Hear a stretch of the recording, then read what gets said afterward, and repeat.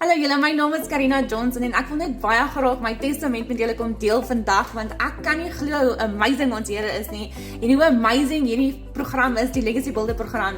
Ek het 9 maande terug my journey begin in digitale bemarking en met hierdie amazing program en ek het 9 weke gevat voordat ek my heel eerste seil gemaak het, maar julle, dit is 9 maande later en ek staan op R760,000 in inkomste gegenereer te danke aan my aanlyn besigheid. Nou julle, ek is 'n mamma van 4. Ek is 'n HTO vrou.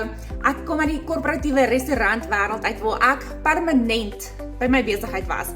Ek was permanent in die winkel gewees. Ek het baie min tyd gehad vir my kind.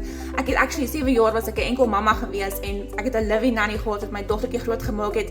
En julle, dit is vir my so amazing om nou 'n tuisbly mamma te kan wees en daar te kan wees, 'n teenwoordige mamma te kan wees vir my gesin.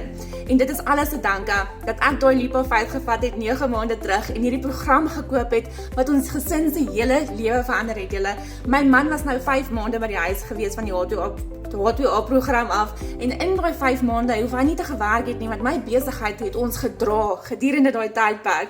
Hoe amazing is dit? En julle, kontak jou bemarker vandag.